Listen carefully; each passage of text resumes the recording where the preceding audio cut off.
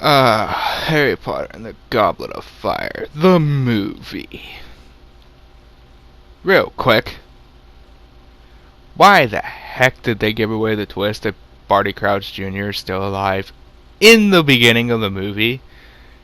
And why did they just, gloss over that like it's not a big deal that he is? Even though he was supposed to have died in Azkaban? Now, actually, did they even establish that he died in Azkaban? In the movie? I I just watched this, and I can be honest, I don't remember. Oh, hey, yeah.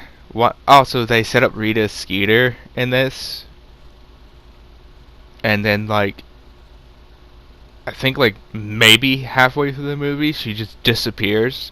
It's like, if you're gonna include Rita Skeeter, why not do the whole story arc for her, which was supposed to be Hermione story arc? Like, they set Rita Skeeter up as a sort of semi-antagonist, but then they never bring her up again after the movie gets, to the second task, I guess. Um, there's this movie's just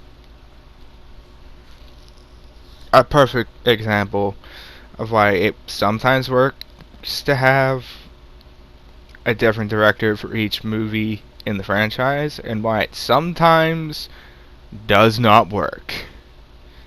And this movie is like an example of the latter. Because a director of this literally said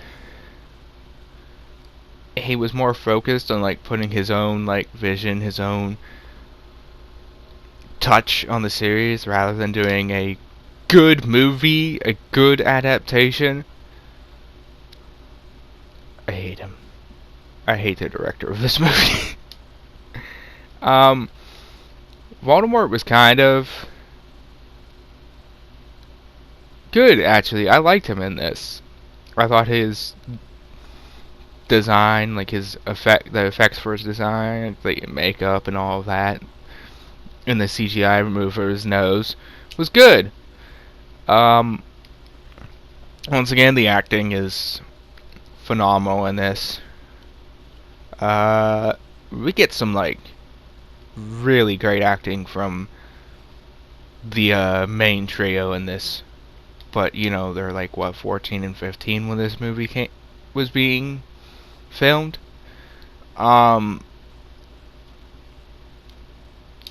They're and oh, we got Robert Patterson there. That face right there is him being told he's going to star in Twilight after this, and being like, "You're serious? You're not joking? I have to play this role?" I thought they did alright with Robert Patterson casted for Cedric Diggory. He's a very underrated actor. Twilight did not do his career any favors. Also, what was with Fleur Delacour? Is she a Vila or not? Do Vila even exist in this unit in the movie canon? I'm confused because I thought they did. But then I rewatched this and they never bring it up that she's part Vila, which is weird. Okay, I guess. I guess she's not. And I don't know how to feel about that. Oh, what else? Oh, yeah, they never really established that Hagrid and Madame Olympia from the headmistress of Beauxbatons or Beauxbatons either are half giants, do they? Or they don't establish that Vila exists. They don't establish that half giants are a thing. This movie really sucks as world building. Really bad. I just Hagrid gets a rough deal in these movies anyways, especially after this one. They downplay a lot of his role in the in the books. What was with the twins in this movie? Because I don't really think they do anything. They don't bring up the bet they made with Ludo Bagman, and Ludo Bagman isn't even in this movie, is he? No, he's not. Oh my god. So they establish Rita Skeeter, but don't do anything with her. They fail to establish the other sort of magical races that exist, like Velas and half-giants and giants and all of that. They completely ignore Ludo Bagman's role in the film. Well, in the books. They just write him out of the film entirely. And I know I'm supposed to be... I know when I set out, I wanted to look at these as just films, but it's kind of hard when it does an adaptation of the books this poorly to just judge them as films. Because this is bad as an adaptation, at least in my opinion. There's so much that they leave out.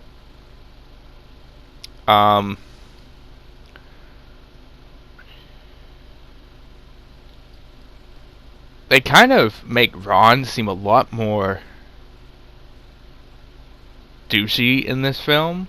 Like, after the film was over, I was like, why are Harry and Ron still friends? But in the books, I was like, okay, yeah, they had a bit of a falling out, but they got back together, you know, strengthened their friendship. Good for them. But in the films, it's like, Harry, why are you still hanging around this guy?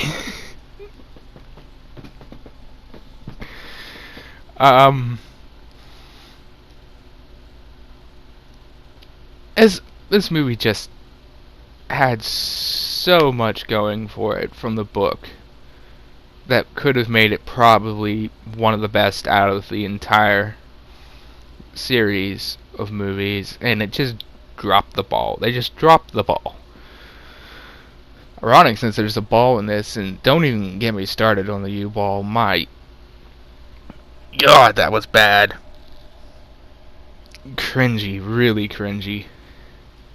I can't tell if Dumbledore likes Harry in this film or hates him. That's not a good thing. Also, they never established the brother wand effect. I think, like, they don't really explain it in this. I'm not sure what that's supposed to mean. And I love how they reveal that Barty Crouch Jr. is alive in the beginning, and they set up his twist by showing all of the, like, Alistair Moody's drinking Paul Juice potion hints and all of that. And there were more hints in the book that they didn't include in the movies. But they set up this twist, and it's like, by the end, you're just like, it's Barty Crouch Jr. I know I haven't read the books, but it's Barty Crouch Jr., isn't it? Also, what is with some of the extras in these scenes? It's like really weird. I think of some good ones. Like, I'm drawing a blank, but there are some really weird extras in these scenes. I have some photos of them that'll show up eventually, and I'll remember.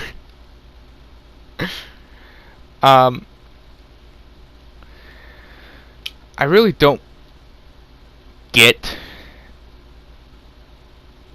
the whole... Oh, yeah, there's a freaking extra right there. Who is that hanging out with the Weasley family? Who was that guy?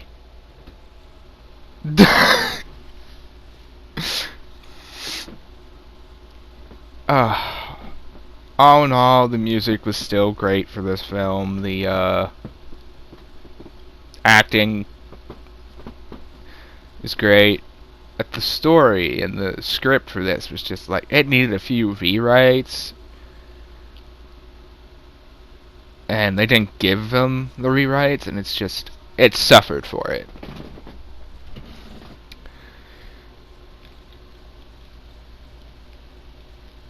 Anyways,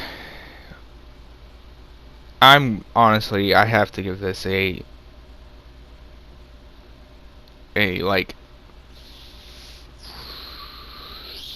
I'm tempted to give it a 5 out of 10, but I'll give it a 6 just based off of the acting, the music, and now all that. So yeah, this is a 6 out of 10 for me. It is, without a doubt, in my opinion, the worst of the films. So anyways, thanks for watching this. When you do, subscribe if you want, and don't forget to give yourselves a big thumbs up. Bye!